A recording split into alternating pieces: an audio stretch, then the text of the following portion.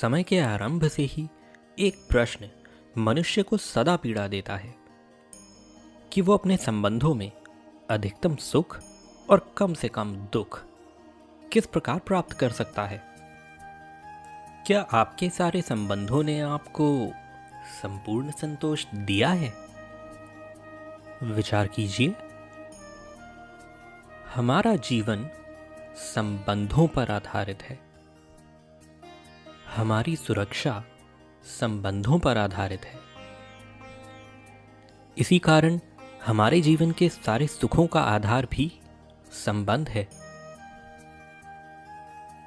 किंतु फिर भी हमें संबंधों में ही अधिकतर दुख क्यों प्राप्त होते हैं? सदा ही संघर्ष भी संबंधों से ही उत्पन्न क्यों हो जाते हैं?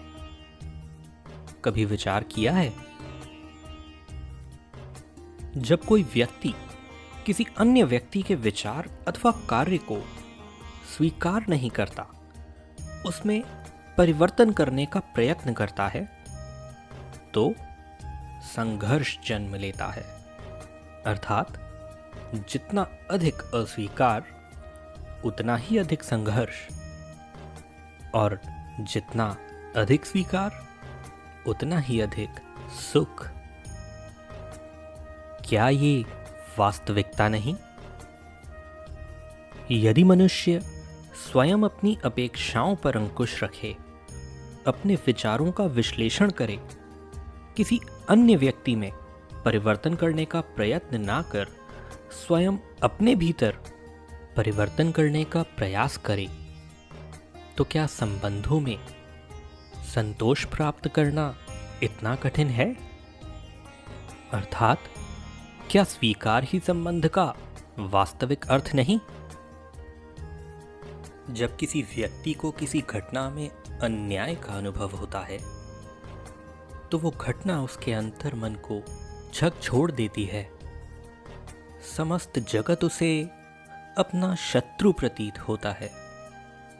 अन्याय लगने वाली घटना जितनी बड़ी होती है, मनुष्य का विरोध भी उतना ही अधिक होता है। उस घटना के उत्तर में वो न्याय मांगता है, और यह योग्य भी है। वास्तव में समाज में किसी भी प्रकार का अन्याय व्यक्ति की आस्था और विश्वास का नाश कर देता है। किंतु यह न्याय क्या है? न्याय का अर्थ क्या है? अन्याय करने वाले को अपने कार्य पर पश्चाताप हो, और अन्याय भुगतने वाले के मन में फिर से विश्वास जगे समाज के प्रति। इतना ही अर्थ है ना न्याय का। किंतु जिसके हृदय में धर्म नहीं होता, वो न्याय को छोड़कर बैर और प्रतिशोध को अपनाता है। हिंसा के बदले प्रतिहिंसा की भावना लेकर चलता है। स्वयं भोगी हुई पीड़ा से कई अधिक पीड़ा देने का प्रयत्न करता है, और इस मार्ग पर चल के अन्याय को भुगतने वाला स्वयं अन्याय करने लगता है। शीघ्र ही वो अपराधी बन जाता है। अर्थात न्याय और प्रतिशोध के बीच बहुत कम अंतर होता है, और इसी अंतर का नाम है धर्म। क्या ये सत्य नहीं? दो व्यक्ति जब एक दूसरे के निकट आते हैं, तो एक दूसरे के लिए सीमाएं और मर्यादाएं निर्मित करने का प्रयत्न अवश्य करते हैं। हम यदि सारे संबंधों पर विचार करें, तो देखेंगे कि सारे संबंधों का आधार ये सीमाएं हैं जो हम दूसरों के लिए निर्मित करते हैं, और अनजाने में भी कोई अन्य व्यक्ति इन सीमाओं को तोड़ता है, तो उसी क्षण हमारा हृदय क्रोध से भर जाता है। इन सीमाओं का वास्तविक रूप क्या है? क्या हमने कभी विचार किया? सीमाओं के द्वारा हम दूसरे व्यक्ति को निर्णय करने की अनुमति नहीं देते, अपना निर्णय उस व्यक्ति पर थोप देते हैं। अर्थात किसी की स्वतंत्रता का अस्वीकार करते हैं। और जब स्वतंत्रता का अस्वीकार किया जाता है तो उसका हृदय दुख से भर जाता है, और जब वो सीमाओं को तोड़ता है तो हमारा हृदय क्रोध से भर जाता है। क्या ऐसा नहीं होता? पर यदि एक दूसरे की स्वतंत्रता का सम्मान किया जाए तो किसी मर्यादा या सीमाओं की आवश्यकता ही नहीं होती।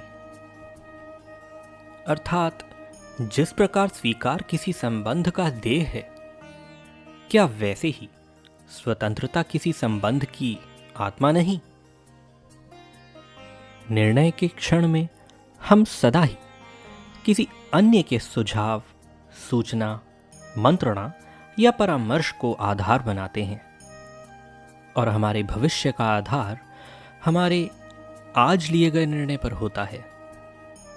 तो क्या हमारा भविष्य किसी अन्य के परामर्श, किसी अन्य के सुझाव का फल है? क्या हमारा संपूर्ण जीवन किसी अन्य की बुद्धि का परिणाम है? क्या हमने कभी विचार किया है? सबका अनुभव है कि भिन्न भिन्न लोग एक ही स्थिति में भिन्न भिन्न परामर्श देते हैं। मंदिर में खड़ा भक्त कहता है कि दान करना चाहिए,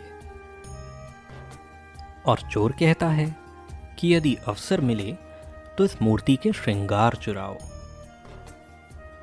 धर्म से भरा हृदय धर्ममय सुझाव देता है, और अधर्म से भरा हृदय अधर्म का परामर्श देता है। धर्ममय सुझाव का स्वीकार ही मनुष्य को सुख की ओर ले जाता है, किंतु ऐसे परामर्श का स्वीकार करना तभी संभव होता है जब हृदय में धर्म हो। अर्थात किसी का सुझाव अथवा परामर्श स्वीकार करने से पूर्व स्वयं अपने हृदय में धर्म को स्थापित करना क्या आवश्यक नहीं?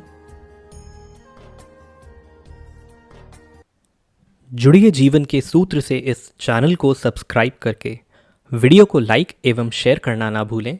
मिलते हैं अगले वीडियो में। नमस्कार।